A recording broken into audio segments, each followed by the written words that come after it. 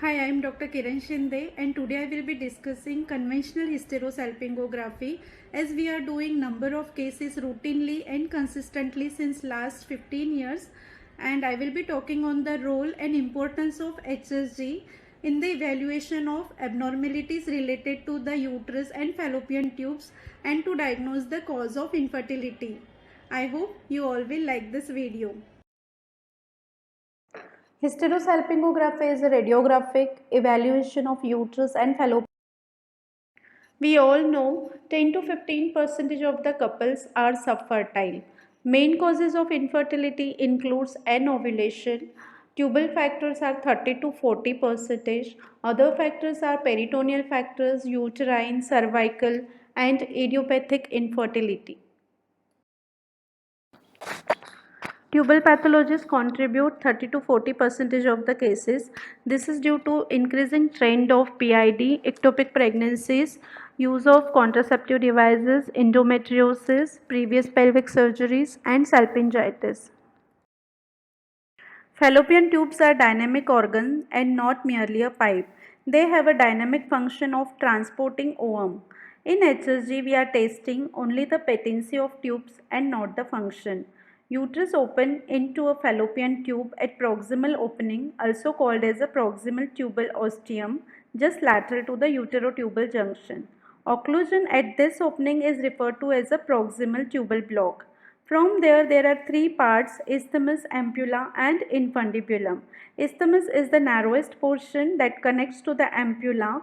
Ampulla which curves over a ovary, which is the most common site for fertilization. The ampulla connects with the infundibulum, which rests above the ovary and ends at the distal tubal opening into the abdominal cavity. The opening is surrounded by fimbriae, which helps in the collection of oocyte. Occlusion of this opening is referred to as a distal tubal block. The American College of Radiology has recommended following indications and contraindication for HSG to be conducted. The main indication obviously is infertility. Other indications are recurrent spontaneous abortion, congenital anomalies of the uterus, post-op evaluation following tubal ligation and reversal of tubal ligation, suspected cases of genital tuberculosis. Other uncommon indications are irregular menstrual cycle, irregular vaginal bleeding prior to assist reproductive interventions, uterine fibroids, thickened or irregular endometrium, and sequelae to ectopic pregnancy.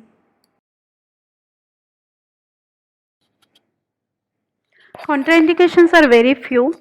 We should be very sure that the patient is not pregnant, and if there is suspected pregnancy, better to do the pregnancy test. Any ongoing pelvic infection, uh, if there is excessive vaginal discharge or vaginal bleeding, it's better to avoid the procedure. Any history of allergy to contrast media, it should be avoided. Any recent tubal or uterine surgery within last 6 weeks. Advantages are to study the endometrial cavity, both fallopian tubes at a time, to assess the Mullerian abnormalities and endometrial lesions. It's an outpatient procedure. It's relatively inexpensive. It doesn't require general anesthesia. It also has a therapeutic effect, as sometimes patient comes to us with the history of infertility and we just do the HSG, as it flushes all mucus plugs causing hindrance to the tubal function. Patient conceives in 1 or 2 cycle. Thus, it has a potential therapeutic role in increasing the probability of pregnancy. Coming to the patient preparation, it is done in the first half of menstrual cycle, that is in the proliferative phase, in between 7th to 10th day. Patients to avoid unprotected sexual intercourse from the date of her period until the investigations are over to avoid possible risk of pregnancy. If periods are irregular, do beta HCG test to rule out pregnancy. Exclude active pelvic infection. Prophylactic antibiotics are not routinely recommended except in case of bacterial endocarditis. Coming to the procedure, written informed consent is taken. Prior medication, in the form of antispasmodic injections like atropine is given before the procedure to alleviate any vasovagal syncope. Patient is asked to empty her bladder immediately before the procedure. Plain radiographs are taken to see any calcifications, IUCDs or tubectomy rings. Patient is placed in a lithotomy position. The perineum is prepared and draped. The speculum is inserted into the vagina followed by holding of cervix with tenaculum. Cervix is cannulated with a cannula which is made air free before administration of contrast.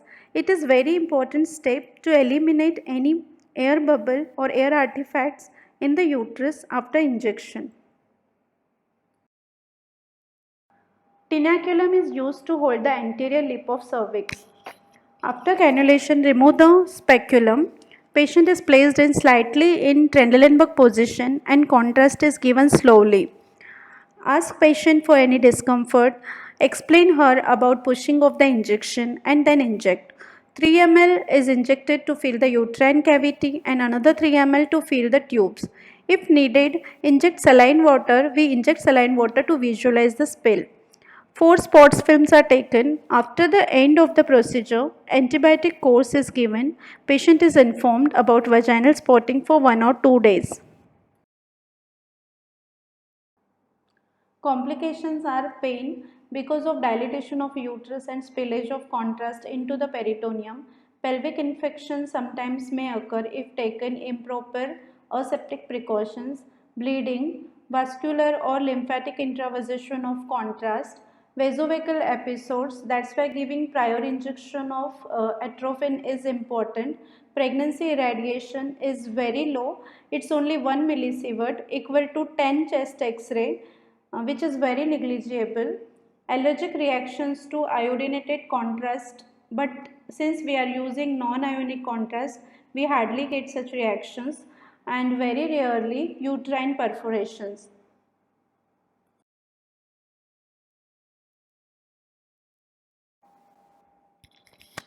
We are using water-soluble non-ionic contrast media in the form of Omnipaque or iohexol, as we can very clearly see the tubal anatomy and there is prompt demonstration of tubal patency. It gets absorbed within hours and does not leave any residue or granuloma formation. In trolley settings, we need speculum, tenaculum, uterine sound to dilate the cervix and HSG cannulas of different sizes. We also keep emergency injection if any patient gets allergic reactions. We also do apply lignocaine jelly on speculum before inserting to relieve some pain and discomfort to the patient. Minimum 4 spot films are taken. First we push 3 ml of contrast to see the early feeling phase and fully distended uterus, and which is followed by another 3 ml of contrast to see the course of fallopian tubes, and then we take delayed films after removing the instruments to see the peritoneal spill and its pattern, whether it is localized spill or free intraperitoneal spill. The uterine cavity is shown during the HSG as a triangular contrast field structure with its base on the top and the apex downwards, that is inverted triangle, and the uterine fundus is on the top, which can be flattened, concave or slightly convex. Both the tubes are well delineated and the free spillage of contrast into the peritoneum is noted. It is important to recognize congenital Mullerian duct anomalies and to classify them because the associated risk of poor pregnancy outcome and treatment may vary. There are various anomalies due to partial or complete unilateral or bilateral hypoplasia of Mullerian ducts, and these are unicornuate uterus, bicornuate uterus, diadelphous, septate and arcuate uterus. These anomalies are often first identified by the hysterosalpingography, and additional studies such as MRI are required for further evaluation and characterization, and which has 100% accuracy. Few of the points to differentiate between bicornuate and septate uterus are: in bicornuate there will be fundal indentation, the cavities will be widely separated, and there will be partial fusion of Mullerian ducts, while in septate uterus external surface will be normal, cavities will be close to each other, and there will be defect in the canalization or resorption of midline septum. However, the definite diagnosis will be only by MRI. These are the two cases with history of recurrent abortions. On HSG, single uterine horn is noted filled during the injection and is seen on one side of the pelvis. In the first one, there is a single right fallopian tube, while in the second one, there is a single left fallopian tube is noted. Sometimes there will be a small, non-communicating rudimentary horn. This is a case of 28-year-old female with history of inability to conceive for 4 years. HSG demonstrates two separate uterine horns. Each endometrial cavity ends in a solitary fallopian tube, and there is a single cervix. While uterine diadelphys is a type of Mullerian duct anomaly where there is complete duplication of uterine horns as well as duplication of cervix with no communication in between, and which also can be seen on per speculum examination, and two cervices has to be cannulate separately to demonstrate it. While this is another case with two separate endometrial as well as cervical canals that opens into separate fusiform endometrial cavities with no communication between the two. Each endometrial cavity ends in a solitary fallopian tube. This is a case of 38-year-old female with the history of Cox. There was secondary infertility. She was having previous normal pregnancy with the 3-year-old daughter. On HSG, there is terminal dilatation of the right fallopian tube. There is no spill of contrast through the tube, and there is no free intraperitoneal spill. Uterine cavity appears normal. Hydrosalpinx can be unilateral or bilateral tubular structures. Sometimes they appear as a balloon shaped, suggestive of obstructed hydrosalpinx, which may lead to pyosalpinx, which further may lead to chances of having ectopic pregnancy. The most common artifact we see is the air bubble artifact, which disappears in subsequent films, is the differentiating point from any other filling defects. That's why removing of air bubble before injection is the most important step. However, in the next film, a small oval filling defect is noted in the proximal right fallopian tube, which represents tubal polyp, which may be mistaken as an air bubble. However, we get persistent or definite filling defects in cases of submucosal polyp or fibroid. In the first case, small smooth oval filling defect is noted in the left fundal region of the endometrial cavity, suggestive of submucosal fibroid. Similar central filling defect will be seen in cases of submucosal polyp, while the another case is showing large globular uterine cavity with a large regular filling defect along the right uterine wall with a crescent sign suggestive of submucosal fibroid. The crescent sign is formed due to elongation and compression of uterine cavity.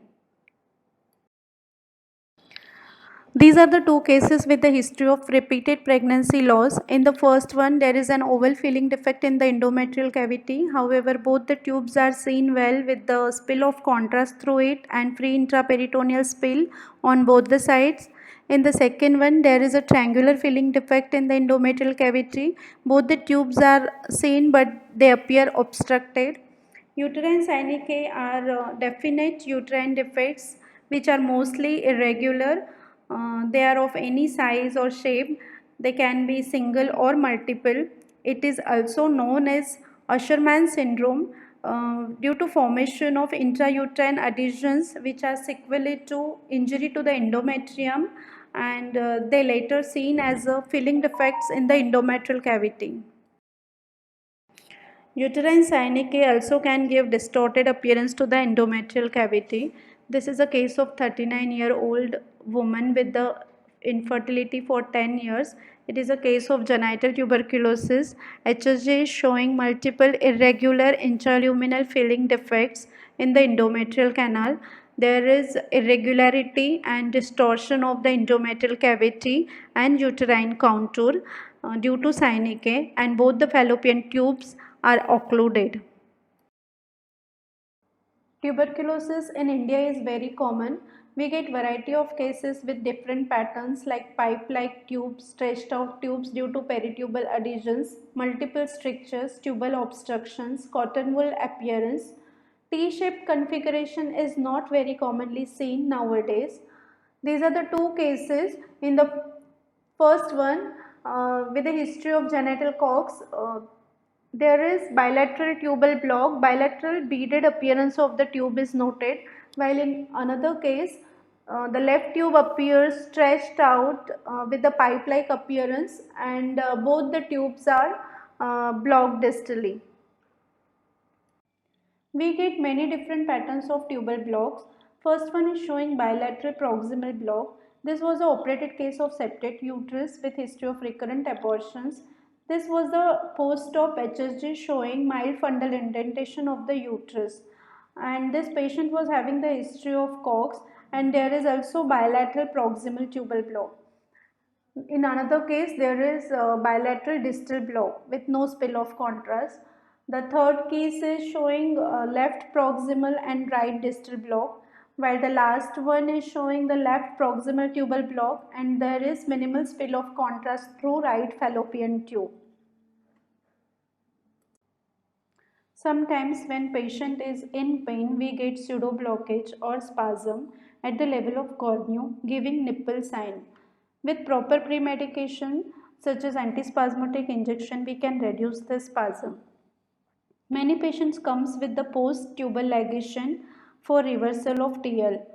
Cutoff of the contrast material in the isthmic portion of both fallopian tubes is seen with mild bulbous dilatation, as tubal ligation is usually done at proximal 1/3 and distal 2/3 of portion.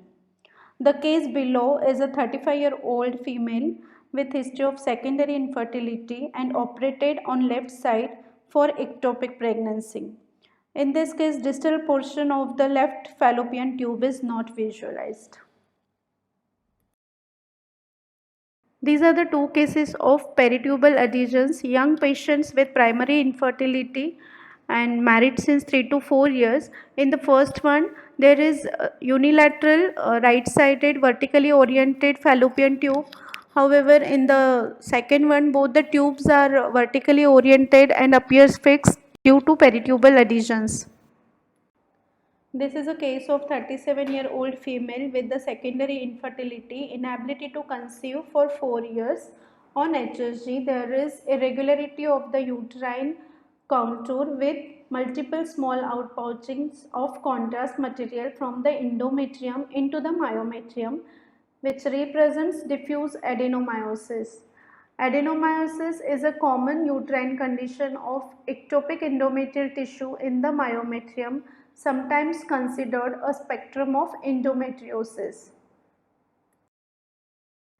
To summarize, HSG plays an important role in the evaluation of abnormalities related to the uterus and fallopian tubes.